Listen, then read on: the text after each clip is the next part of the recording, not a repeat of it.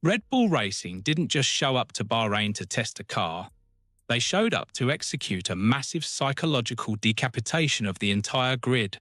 And the most terrifying part isn't the lap time. It's the fact that they've effectively weaponized the rulebook to leave Mercedes dead in the water before the first race even starts.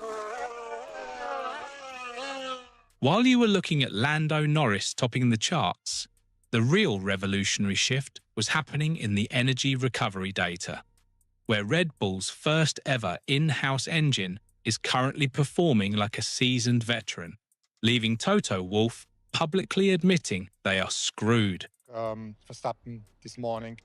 We are witnessing the most volatile pre-season in a decade. After a quiet shakedown in Barcelona, the 2026 era has officially exploded into a high-stakes game of political chess and technical wizardry.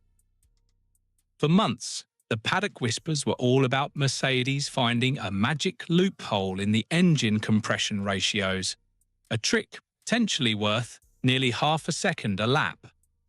The Silver Arrows walked into Bahrain looking like the championship favourites, but within 8 hours of track time, that confidence has evaporated into a cloud of brake dust and niggles. But there's a catch that goes far deeper than a few reliability gremlins for George Russell and Kimi Antonelli. What the teams aren't telling us is that the political alliance against Mercedes has just gained its most dangerous member, Red Bull. By switching sides on the engine rule debate, Laurent Mekies hasn't just joined the anti-loophole camp. He's essentially pulled the pin on a grenade and rolled it into the Mercedes garage. What if Red Bull's benchmark performance today isn't even their final form, but a calculated display of strength designed to force the FIA's hand and strip Mercedes of their only advantage before Melbourne? But before we move on, make sure to smash that like button and hit subscribe so you never miss out on any of our latest videos. We are deep diving into every single session to make sure you stay ahead of the curve.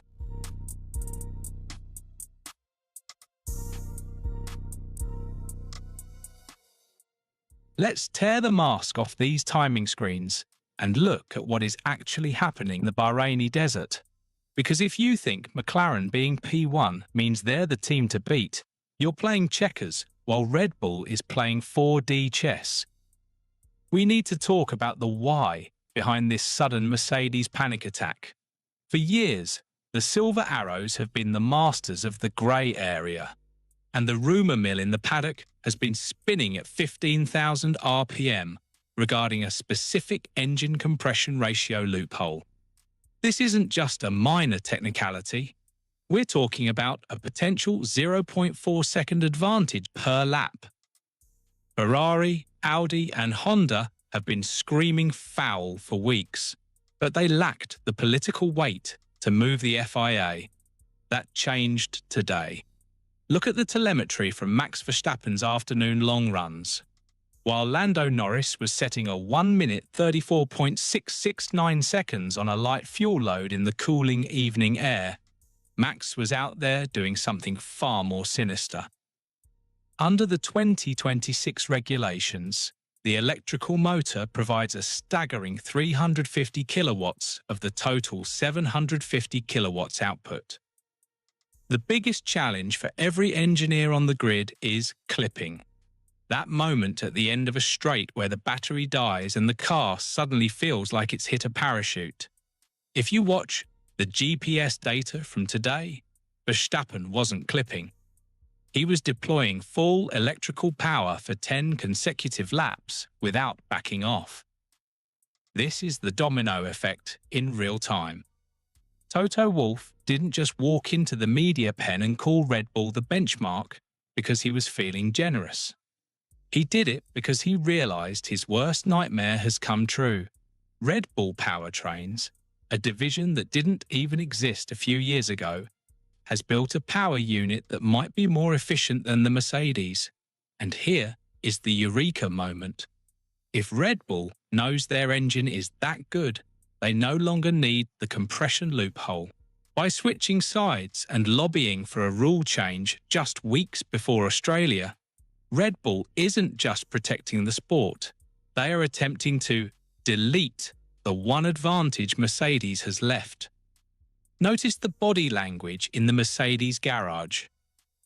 Usually, George Russell is the image of composure, but today, the W17 looked like a handful. It was poorly balanced, locking up into turn 10 and struggling for traction out of the slow-speed hairpins. When you see a team of that caliber struggling with niggles while their customer team, Williams, is out there pounding out 145 laps, it tells you the works team is pushing the absolute ragged edge of development. They are trying to find a plan B because they know the FIA meeting next week could render their current engine configuration illegal, or at the very least, severely handicapped. And then we have the visual evidence from the Audi camp. This is where the technical war gets spicy. Audi brought a massive upgrade package to day one, featuring side pods that look like a refined, aggressive evolution of the 2022 Mercedes Zero Pod concept. Why does this matter? Because in 2026, bodywork packaging is the primary tool for managing the massive cooling requirements of these high-voltage batteries. Audi's ability to package their car so tightly this early suggests their brand-new power unit is running much cooler than expected. They are firing an opening shot at the midfield, saying, "We aren't here to learn, we're here to win." Compare that to the disaster at Aston Martin. This is where the insider perspective really bites. Being a Honda Works team sounds great on a marketing brochure, but when you only have one team running that engine, you have zero safety net. Honda's PU issues today meant Lance Stroll got a grand total of 39 laps across the entire day. In a year where data is the only currency that matters, Aston Martin is currently bankrupt. They are standing still while Williams, the team that missed all of Barcelona, has already leapfrogged them in total mileage.